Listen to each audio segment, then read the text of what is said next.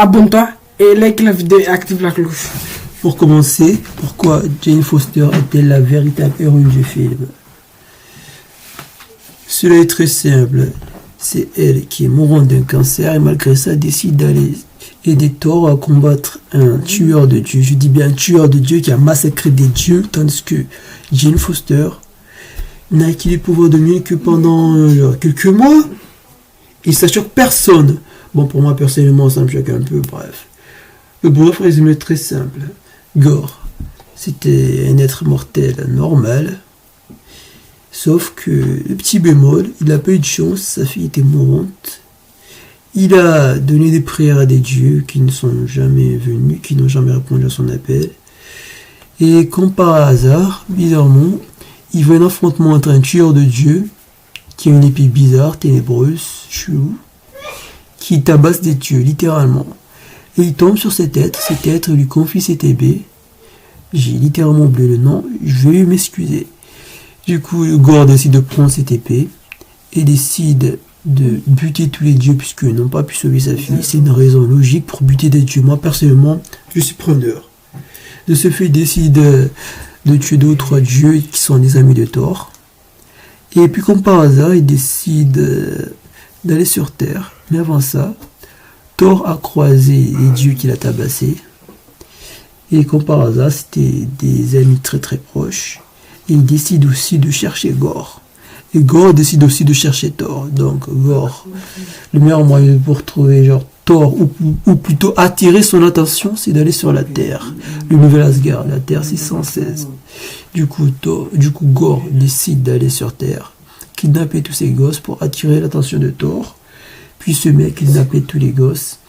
Et sauf, ils ont bien un petit truc, c'est que normalement, Thor était avec les gardiens de la galaxie. Donc on a dû lui envoyer un message, lui dire ramène tes fesses ici, on a un gros problème. Il y a un mec qui se met à kidnapper tous les gosses de la population, donc reviens.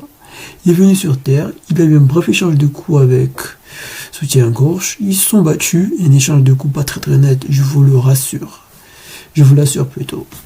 Après cela, Gore réussit à atteindre son objectif, kidnapper des gosses, puis se barrer avec eux sur une planète très très chelou, très très sombre, comme sa tête.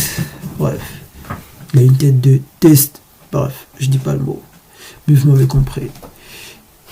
De ce fait, il attend sagement que Thor arrive pour le tabasser. Et je vous dis clairement, dès que Thor s'est levé, mais il était sur place, il a vu que les gosses ils se sont fait kidnapper sous ses yeux.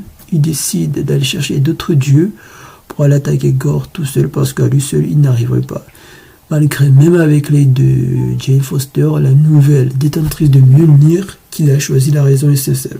La raison est très simple, c'est parce que normalement, Thor, comme un con, a fait promettre à Mjolnir de protéger sa future femme, plutôt son ex, parce qu'ils sont plus ensemble. De ce fait, puisque Mjolnir était un homme bien sorcelé, a attendu Thor et a répondu à son appel. De ce fait, Jane Foster est devenue la digne héritière de Mjolnir, en précisant que Jane Foster est une dame, plutôt une héroïne touchée d'une maladie incurable, mais grâce à l'aide de Mjolnir, elle a pu tenir debout. En plus, elle se battait contre des méchants alors qu'elle ne devrait pas du tout. Bref. Je sais pas pourquoi les scénaristes ils ont choisi ça, mais c'est en tout cas moi personnellement j'étais content de voir ça. J'ai vu une femme forte, une vraie combattante, tandis que Thor, les 3/4 des autres films ne faisaient que prendre la pierre. Il était juste là genre pour lui shooter une photo. De ce fait, il décide d'aller voir Zeus, il piquait son arme. Parce que généralement les autres dieux qui étaient aux alentours, c'est tous des tapettes, ils ont peur de Gore, je sais pas, mais ils ont vraiment une peur atroce de Gore, tandis que le mec il vient juste d'avoir un objet magique, tandis que eux sont des dieux depuis des millénaires, et ils ont peur d'un tout nouveau-né qui arrive dans la cour, qui a massacré 2 ou 3 dieux. Bref, de ce fait, Thor décide d'aller sur cette planète noire sombre qui ressemble aussi à une tête de test. Bref, vous m'avez compris, ils attendaient. Il les attendait un piège, il les faisait halluciner 2-3 petits trucs, puis ensuite, il y a eu la castagne, mais hélas, c'est Gore qui a gagné. Je dis qu'il a gagné parce qu'il a réussi à atteindre son objectif, c'est-à-dire à ramener sa fille. Tandis que Thor, malheureusement, a perdu Jane Foster. Lui qui voulait faire le vœu à l'éternité, la soi-disant divinité la plus forte au monde, la plus puissante, qui n'est pas foutue de rétablir l'ordre dans l'univers. De ce fait, après ça, Jane est morte. Soi-disant, parce qu'on ne sait jamais, mais je pense pas. Parce que moi, personnellement, pour moi, Jane Foster est la véritable héroïne du film. Elle s'est battue tout au long du film. Elle a prouvé sa véritable valeur, tandis que Thor, en dehors de son gros bidon, est incapable de protéger sa propre relation. Il n'a rien pu faire. Il faut qu'on se le dise. De ce fait, Thor, il a perdu Jane Foster. Malheureusement,